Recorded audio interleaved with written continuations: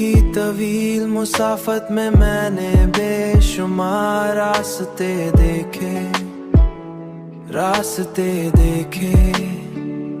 मगर हर रास्ता किसी ना किसी मोड़ पर तुम्हारी याद की तरफ मुड़ जाता है, याद की तरफ मुड़ जाता है,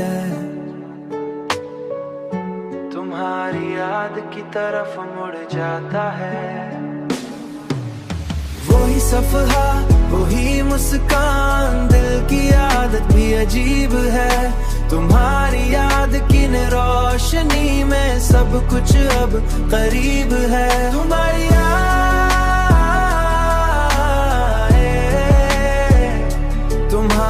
याद की रोशनी में सब कुछ अब करीब है। जैसे तकदीर ने मेरे नसीब की किताब में तुम्हारा नाम हमेशा के लिए लिख दिया हो।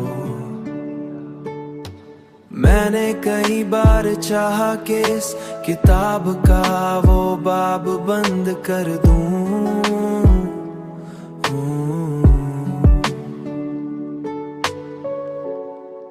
वो बाब बंद कर दूं।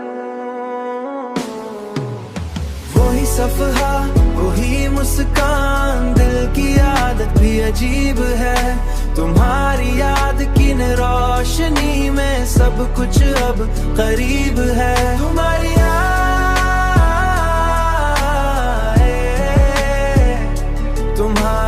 याद की रोशनी में सब कुछ अब करीब है, मगर दिल की याद भी अजीब है, मगर दिल की याद भी अजीब है।